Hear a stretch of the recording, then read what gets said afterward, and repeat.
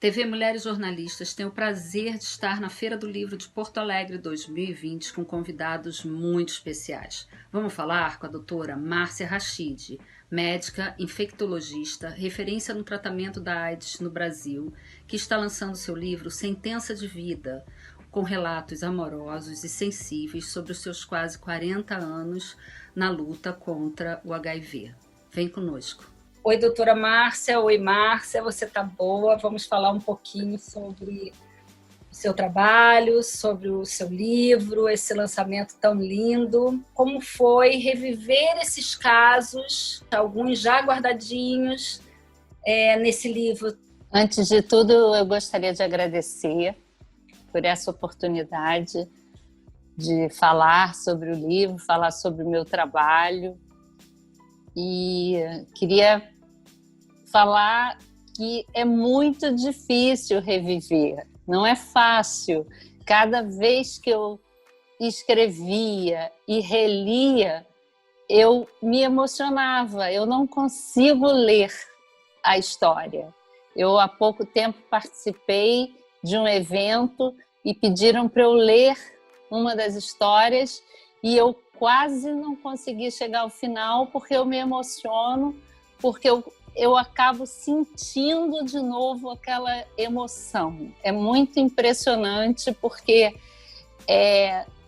a história realmente está em mim. Essas pessoas não morreram para mim, essas pessoas foram tão marcantes e tão importantes na minha vida que eu acabei escrevendo o livro porque eu contava as histórias ou para alguns pacientes, até para dar força, para mostrar como a vida tem valor e como eu aprendi com cada um deles, mesmo os que morreram, como era importante viver cada segundo dessa vida.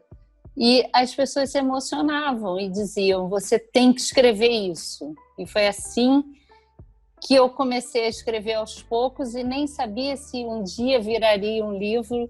E sou muito assim, feliz hoje de poder ver que esse livro existe.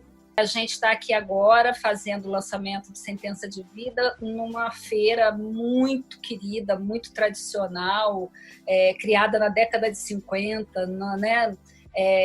66 edições, a Feira do Livro de Porto Alegre, de forma digital. Então, eu queria saber como é que está sendo para você estar aqui lançando o livro no isolamento social, mas também de uma forma democrática, que né, a gente está aqui, estamos longe, mas estamos perto, né, conversando para levar esse papo para as pessoas da feira. Eu acho que nós todos estamos aprendendo uma nova maneira de viver essa aproximação. Eu acho que nós tivemos oportunidades de conhecer pessoas que talvez nunca encontraríamos, que nunca conheceríamos. Isso realmente está ocorrendo. Eu tive a oportunidade de participar de alguns eventos, de algumas lives com pessoas de vários lugares, de vários estados e até de outros países que talvez não estivessem ali. Então, eu acho que, como tudo na vida e como eu vivi essas histórias no momento que eu era muito jovem e aprendi ao longo do tempo, ali no dia a dia, eu acho que, mais uma vez, nós estamos num momento diante de um desconhecido, diante de um desafio, e estamos novamente aprendendo a lidar com esse desafio e tentando encontrar esses melhores caminhos. Ainda hoje eu falei sobre isso com um paciente que não está bem de cabeça, ele está bem clinicamente, ele tem HIV e está ótimo, ele convive com o vírus já há alguns anos, e ele falou, eu não estou suportando ficar nesse isolamento. E eu falei sobre isso, eu falei, você e ninguém, só que é o mundo inteiro. Como é o mundo inteiro, nós temos que, de alguma maneira, refletir como lidar mais uma vez com o novo, com o desconhecido. E ainda mais numa situação como essa, no meu caso como profissional e no caso dele como uma pessoa que vive com vírus, é um novo, quer dizer, um novo desconhecido, porque quem já lidou com uma epidemia e está lidando com uma segunda epidemia, e como eu falei, no meu caso como profissional é mais fácil, claro, mas é lidar pela segunda vez com medo. E o medo, como eu falei numa das frases que tem no meu livro, o medo, ele imobiliza. O medo, ele mexe com o nosso racional. E aí a gente tem que ter cuidado, porque tanto o medo faz com que você perca o raciocínio lógico, e aí você fica parado e não sabe como agir, como ele pode ser a partir daquele momento que você percebe que você tem medo, você pode, a partir daquele instante, desafiar esse medo e abrir um novo caminho e reagir, que foi o que eu aprendi muito mesmo com Herbert Daniel, com Herbert de Souza, o Betinho, com várias pessoas que passaram pela minha vida, que lidar com esse medo pode ser sinônimo de reagir. Reagir, inclusive com o Herbert Daniel, você fez o Grupo Pela Vida, né? Com ele. Exatamente. Lá ali ainda em 89, não é isso? Que eu estou sem exatamente. Essa aqui. E você também junto com o Mauro, o Manual do HIV/AIDS, que é um livro também referência para o estudo. O Mauro é uma pessoa muito importante, é Mauro Scherter. Ele é reconhecido mundialmente, é uma pessoa que tem um trabalho brilhante como pesquisador.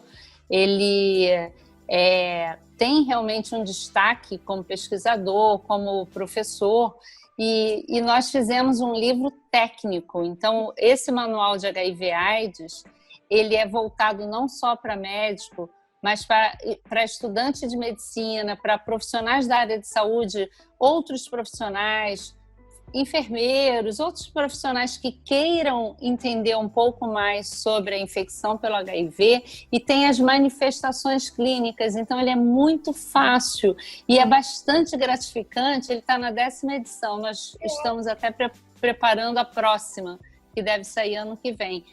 É muito gratificante quando eu chego em alguns lugares, especialmente no Nordeste, que alguns profissionais não têm chance de participarem de eventos fora do país. Eles chegam e falam assim: doutora, eu li o seu livro, foi muito importante para mim, porque ele é de fácil leitura, ele é de fácil compreensão.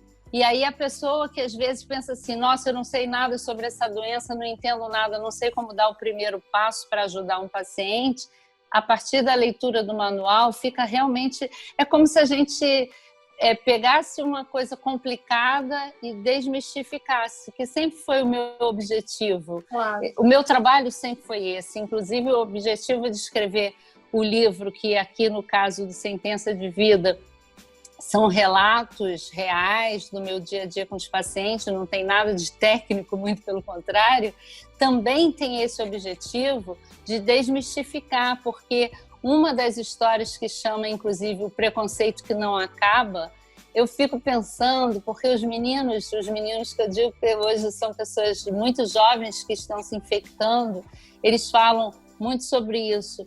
Eu tenho medo de ir ao serviço de saúde, eu tenho medo de ser discriminado, especialmente se são pessoas negras, se são pessoas trans ou travestis, que realmente são maltratadas, que não têm o nome social respeitado. E aí eles falam sobre isso. Eles não têm coragem de fazer um teste, porque descobrir que tem o HIV hoje deveria ser uma sentença de vida, que significa não adoecer. Deixar de transmitir o vírus, passar a ser uma pessoa que pode se relacionar sexualmente e não transmitir, e ter seus próprios filhos. Mas na prática, infelizmente, não é isso, porque o preconceito, o estigma é gigantesco, e eu posso dizer que, lamentavelmente, é quase igual. E o primeiro caso de AIDS foi notificado em 1981 nos Estados Unidos. São 39 anos de uma epidemia. por que tanto preconceito? E aí as perguntas são sempre as mesmas. É ignorância sobre o assunto? É falta de informação? Ou é aquele preconceito que está ali e a pessoa não consegue se livrar dele? Eu acho que é isso. Infelizmente, eu acho que é muito difícil lutar contra um preconceito que a própria pessoa não quer se livrar. E aí eu diria o seguinte, eu tentei emocionar de alguma maneira as pessoas para que a sensibilização fizesse com que, de alguma maneira, quem não conhece o que é viver com tanto estigma, pensasse, nem que fosse 1 minuto, nessas pessoas que sofrem tanto preconceito, porque é muito complicado. Eu fico tentando lutar o tempo todo. Eu não precisava ser ativista, eu me tornei uma ativista, podia ser só médica, e eu me tornei ativista sendo uma das fundadoras do Grupo Pela Vida, porque o preconceito dói em mim. Foi em torno de 10 anos à espera de um tratamento para AIDS, né? Essa experiência também mundial, de certa forma, ajuda a reflexão sobre o momento atual com a Covid-19? Deixa eu tentar explicar um pouco melhor essa situação. O primeiro caso de AIDS foi notificado em 1981, nos Estados Unidos. Aqui no Brasil, foi em 1982, confirmado o primeiro caso em São Paulo. E não tinha ainda teste no Brasil. Por que foi confirmado? Porque era uma pessoa com sarcoma de Kaposi, que era característico já do quadro clínico de AIDS. E aqui eu aproveito para falar que infecção pelo HIV não é sinônimo de AIDS. AIDS é a manifestação clínica da doença. Então, a pessoa que tem infecção pelo vírus não necessariamente vai evoluir para a AIDS. Mas, nesse caso, foi o quadro clínico já confirmado. E aí, a partir dali, não tinha nenhum medicamento. Somente em 85 nós conseguimos fazer o primeiro teste, e era teste que identificava os anticorpos para o HIV. A partir de 1987, foram os primeiros estudos com AZT mostrando a eficácia do AZT, não em relação à melhora clínica, mas mostrando que o AZT tinha um papel como antiviral, que a gente fala o nome correto é antirretroviral. E aí, nessa época, a pesquisadora, que é a Margaret Fisher, ela mostrou que aquele medicamento funcionava, mas funcionava para diminuir a quantidade de vírus. Tanto que foi uma confusão na época, até tem um filme que provavelmente você deve ter visto, que é sobre o ECTAP, que eles jogavam sangue nos pesquisadores, que eles destruíam os estandes de laboratório, porque eram grupos de ativistas que queriam que os remédios fossem liberados rapidamente. Só que, na prática, os medicamentos não funcionavam para fazer uma mudança clínica. Nós só tivemos tratamento eficaz a partir de 1996. Então, são 15 anos para dizer, 81 a 96, são 15 anos para dizer, agora nós temos um tratamento eficaz. E naquela época, alguém aqui no Brasil, porque lá fora não existe esse termo, começou a chamar de coquetel. Por que coquetel? Porque eram 3 drogas associadas. E foi a partir de 96 que as pessoas que estavam doentes começaram a melhorar. Claro que quem já estava muito doente não teve tempo para recuperar. Por exemplo, Caio Fernando Abreu morreu em 1996, logo no início do ano. E eu até, por acaso, ontem estava relendo um livro dele, aí eu olhei, eu estava olhando e falei assim, ele morreu em fevereiro de 96. E nós tivemos aqui no Brasil já um esquema eficaz em julho, mais ou menos, julho ou agosto de 96. Então, para dizer que o tratamento eficaz chegou, são 15 anos. Agora, Aí dá para entender o que está acontecendo nesse momento. Nós estamos em 2020, não dá para comparar a ciência dos anos da década de 80 ou 90 com 2020. Então, evidentemente, tanto que a gente não tem vacina até hoje para HIV. Existem vários estudos tentando achar uma vacina, existem estratégias de cura. Nós temos 2 casos de cura confirmados, até um dos pacientes morreu agora de leucemia, mas ele foi curado do HIV. Então, existem estudos para cura e para vacina, mas nós não temos nem cura nem vacina do HIV, são quase 40 anos de epidemia. Então é importante, eu costumo dizer que a gente compara as reações das pessoas diante das diferentes epidemias ou das diferentes pandemias, porque pandemia é uma epidemia que acontece em vários países, de diferentes regiões, simultaneamente, quando ela passa de uma pessoa para outra, aí é considerada pandemia. Então, você não pode comparar, por exemplo, cólera, gripe espanhola, AIDS, Covid, porque os agentes são diferentes, os agentes que causam, os agentes etiológicos, mas você pode comparar as atitudes, que são muito parecidas, que têm relação com isso, que é o medo do desconhecido. E as pessoas entram em pânico e elas começam a fazer uma coisa que é impressionante como se repete, é o isolamento das pessoas consideradas culpadas pela epidemia de alguma maneira. E que pessoas são essas? Eu vou usar o termo só para ficar mais claro o que eu estou falando. São as pessoas dos chamados grupos de risco, que nós não usamos esse termo, porque é um termo que por si só é estigmatizante. Nós usamos populações-chave ou populações vulnerabilizadas. Por quê? Porque na prática, especialmente na questão da AIDS, são pessoas já previamente vulnerabilizadas, como eu falei antes. Então, lamentavelmente, essa repetição que vem acontecendo de falar grupo de risco, contaminação, pessoas contaminadas, esses termos, para nós que somos infectologistas da época do início da epidemia de HIV, é muito complicado ouvir, porque nós lutamos muito tempo, inclusive Herbert Daniel, Herbert de Souza, nós lutamos muito tempo para que esses termos não fossem usados para não aumentar a estigmatização. Aí eu vou te dar um exemplo para ficar claro essa história da contaminação.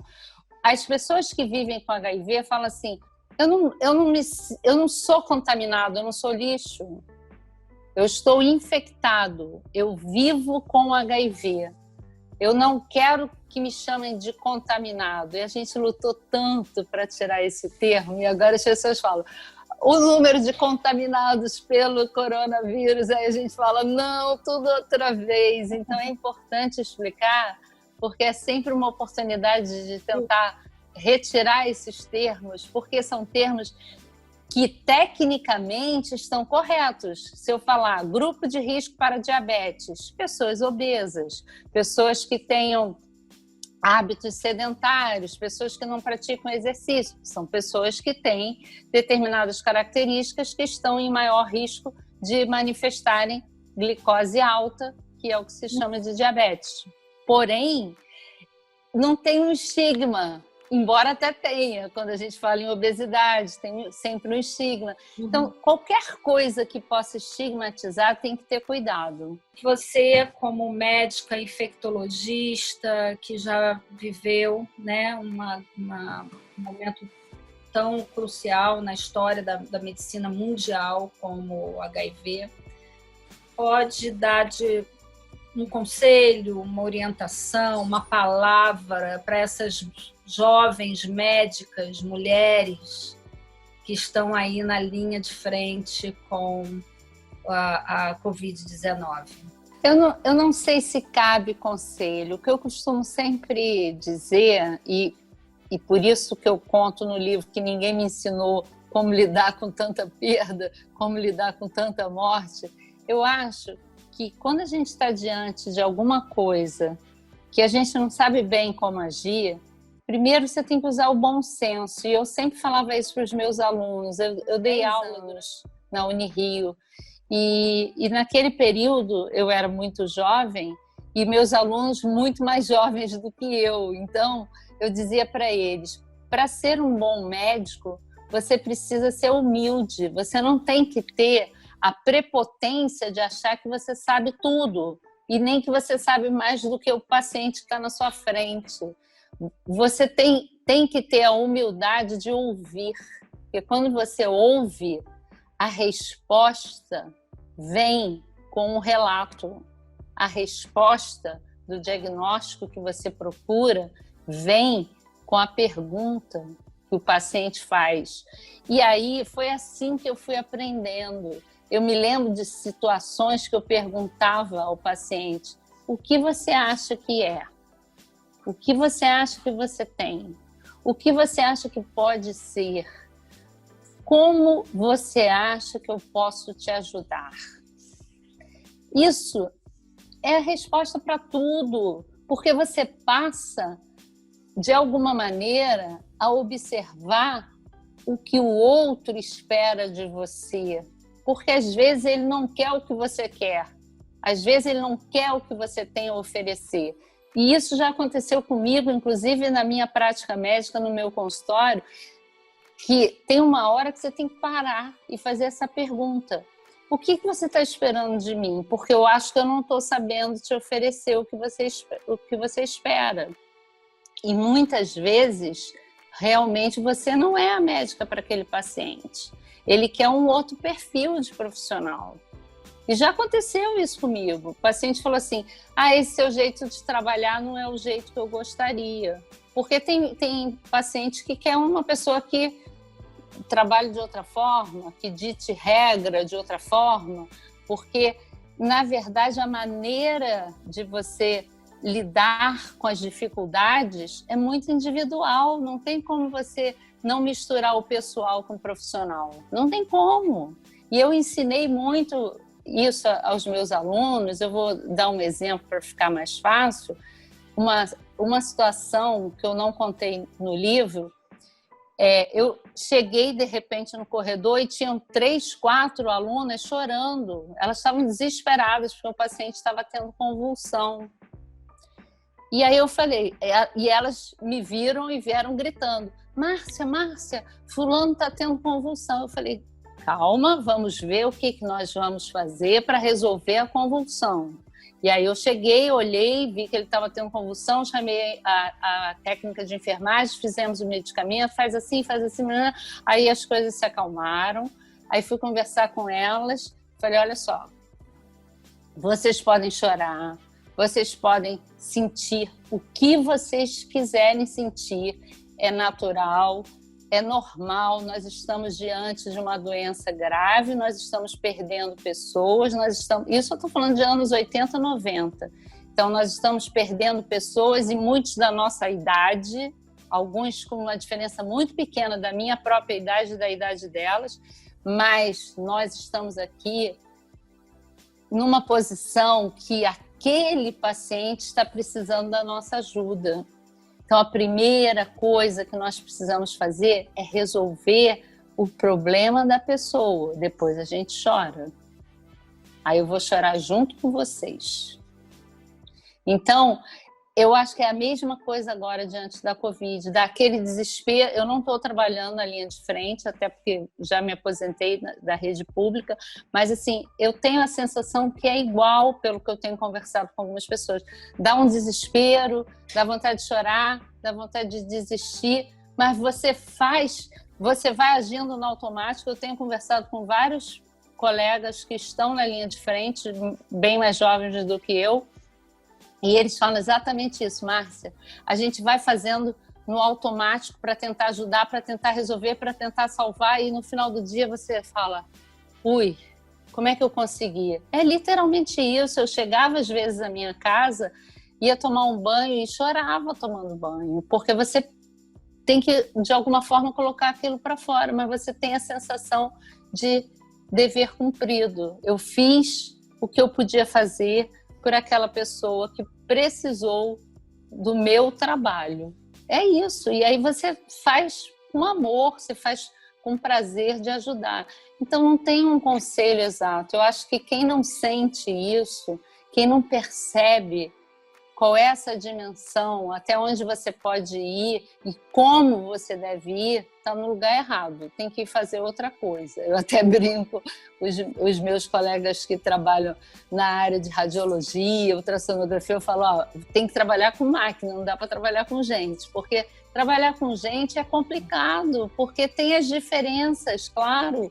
E às vezes tem gente que fala assim, esse é o jeito Márcia Rachid de ser. Porque às vezes eu falo uma coisa assim, de repente, a pessoa fala assim, ô Márcia, isso, aquilo. Eu falo, claro que não, óbvio que não. Essa semana eu respondi assim, peraí que eu vou consultar a minha bola de cristal, porque era uma pergunta boba e eu quis dizer, olha, não me pergunta o que eu não sei responder. Mas era realmente uma coisa para mostrar que não tinha resposta para aquilo, porque eu não tenho como adivinhar. Era alguma coisa assim que ele falou assim, se eu não tomar eu vou morrer? Ah, agora que eu lembrei. Se eu não tomar eu vou morrer? Eu falei, peraí que eu vou ver minha bola de cristal. Então essas brincadeiras, na realidade é porque ele sabe o quanto a vida dele é importante para mim e que aquela pergunta não cabe, porque eu não quero que ele morra, eu quero que ele tome o remédio e pronto. São quase 40 anos de uma vida como médica, como pessoa, né, dedicada à medicina, aos seus pacientes, e que agora a doutora Márcia Rachid colocou essas histórias nesse livro lindo, que é A Sentença de Vida. Mostra ele pra gente. Aqui. Sim, muito bonitinho. Eu li, muito emocionante. Pergunta do Mulheres Jornalistas. Faria tudo outra vez? Faria exatamente do mesmo jeito. Tem umas coisas que eu penso assim, que independentemente de algo não ter sido como você imagina que poderia ter sido melhor, não existe isso. Quando a gente olha para trás, foi como tinha que ser. Sim, não existe isso. Eu acho que não cabe nenhum tipo de arrependimento, nenhum tipo de coisa assim, ai, se eu pudesse. Eu não penso assim. Essa primeira história que tem, acho que é Pensando Aqui no Meu Canto, foi até uma das únicas coisas que o primeiro jornalista que leu meu livro, que eu pedi para ele ler, eu falei, olha, eu queria uma ajuda, eu tenho umas coisas escritas que eu não sei se pode virar livro, e eu queria que você lesse profissionalmente, porque eu conhecia, mas não como meu amigo, eu conhecia, mas não tinha nenhuma relação pessoal. Foi o Cristóvão de Chevalier. Encontrei o Cristóvão numa situação, assim, num show que ele estava... Eu não sei como é que fala, mas ele era o responsável. Ele que fazendo estava... a assessoria de imprensa do show. Alguma coisa assim que ele estava ali fazendo. E aí eu falei assim, oi, tudo bem? Você poderia falar comigo um pouquinho depois do show? Ele falou, claro, não tem nenhum problema. Aí eu, literalmente, com essa cara de pau, fui lá e falei assim, não, sabe o que é? É que eu acho que eu tenho um livro pronto. E aí o tempo passou e a gente marcou e ele depois falou assim, eu amei o seu livro, eu adorei, tá tudo pronto. A única coisa que eu queria é que você passasse o último para o primeiro. Aí eu falei assim, jura? Mas o último é o último mesmo, é para explicar por que eu escrevi. Não, vamos inverter essa ordem, é a minha única sugestão, porque está pronto. Mas eu gostaria que você explicasse por que você começou. E eu tinha colocado ele por último.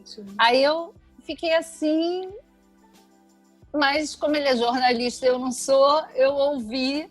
E aí eu coloquei no início e ali eu digo exatamente isso. A minha vida começou de um jeito. Eu me formei com 23 anos, em 1982, então eu tenho hoje 38 anos de profissão.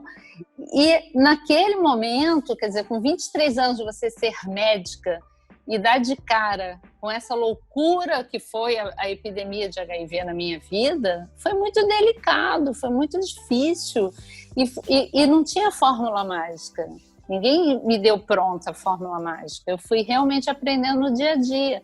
Mas eu aprendi e amei tudo que eu aprendi. Pessoas maravilhosas que entraram e saíram, mas ficaram. Eu sempre falo isso. Quando alguém importante, isso está escrito em vários momentos de diferentes maneiras, quando alguém importante vem, entra na sua vida, essa pessoa não sai nunca mais.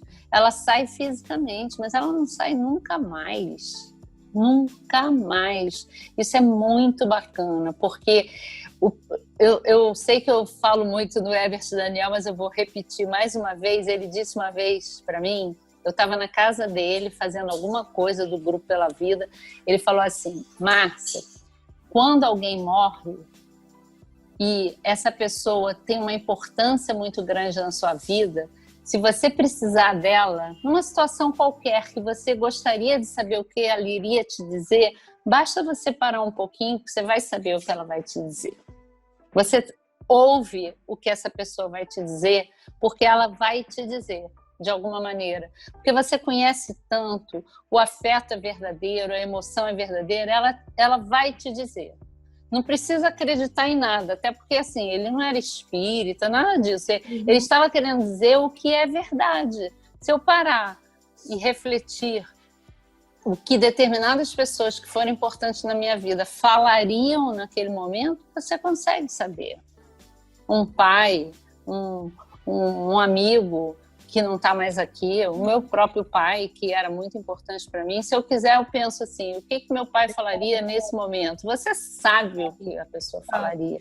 Então, eu faria tudo outra vez, mesmo com perdas que eu tive tão importantes. E algumas perdas que têm relação direta com o fato de eu ter me envolvido tanto na profissão, como eu conto nessa historinha que eu digo, o casamento ficou pelo caminho. Claro, não tem casamento que resista a essa maluquice toda que a minha vida se transformou, mas eu faria tudo outra vez.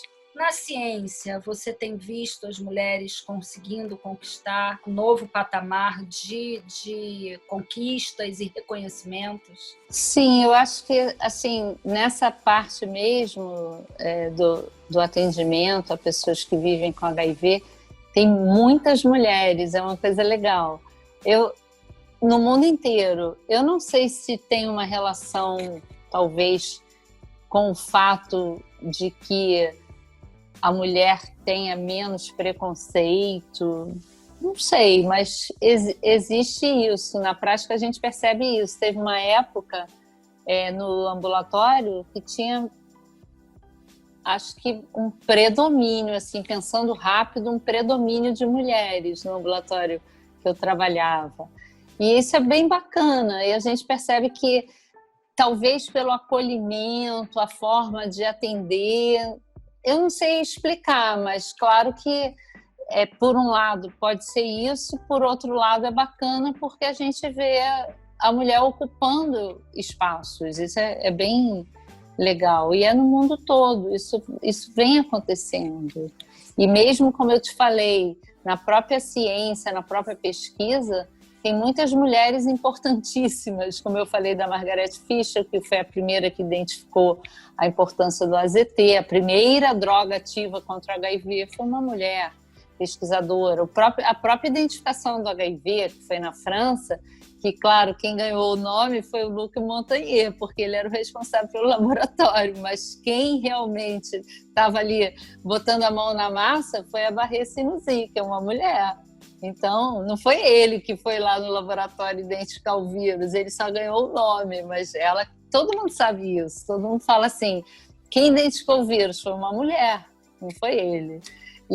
Mas só que ele era o responsável pelo laboratório, então fica o responsável pela identificação do HIV, Luc Montagnier, na França, e a gente sabe que não foi, que foi a Barré Sinoussi, que é legal isso. Então, as mulheres já vêm há alguns anos ocupando espaço. Isso é bem legal, é bacana. E coragem para continuar ocupando, independente das questões, né, que puxam para falar, não é bem assim, não é bem assim, estamos aqui, não vamos recuar. Não sei se agora com a pandemia que eu estava falando, sairemos todos, né, uma humanidade inteira, com muitas dores e muitos aprendizados, né? Acreditamos que boa parte terá um bom aprendizado. A medicina tende a se humanizar, mas... Olha, eu não acredito nessas mudanças bruscas e do nada, não acredito. Eu não acho que a pandemia transforma as pessoas da noite para o dia.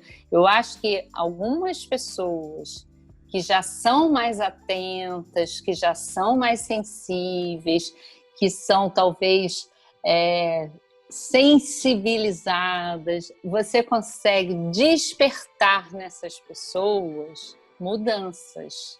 Mas se não for assim, tanto que basta olhar o que está acontecendo. As surpresas, olha, tem situações que eu não acredito. Tem horas que eu não gosto nem de ouvir notícia, porque como é que alguém consegue fazer maldade em plena pandemia? Como é que alguém consegue violentar o outro em plena pandemia? Como é que alguém consegue decapitar o outro em plena pandemia? Como é que alguém consegue, em nome de Deus, matar? Como é que alguém consegue fazer tudo que a gente está vendo, roubar como estão roubando? Coisas assim, respiradores, que as pessoas precisam para não morrer. Então, eu não acredito em nada disso. Eu até falei sobre isso quando eu falei do livro. Eu penso o seguinte, se uma pessoa é do mal, ela vai ler o meu livro e fala assim, nossa, que médica é essa que pensa que eu... A pessoa não vai mudar. Ela não vai mudar. Se ela odeia gay, ela vai continuar odiando gay. Se ela odeia quem vive com HIV, ela vai continuar odiando. Se ela acha que quem vive com HIV tem que morrer, ela vai continuar achando isso. Porque tem gente que é do mal.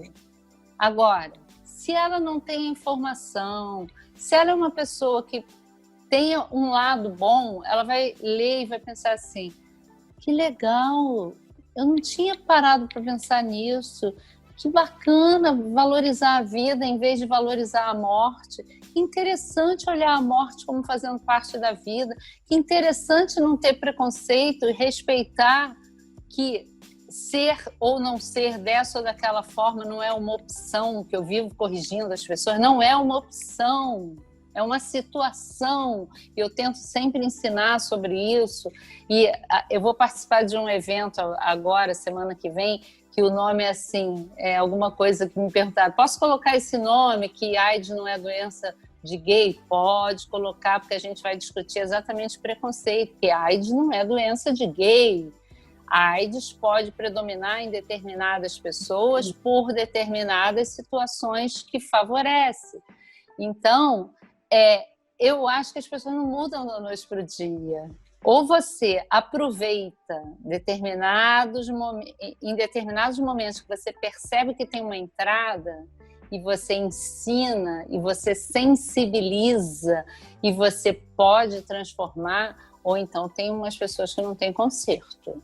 Então, eu não tenho a ilusão que o mundo vai ficar bonzinho depois que a pandemia acabar, porque não vai. Tem gente que não é bonzinho nem vai se tornar bonzinho.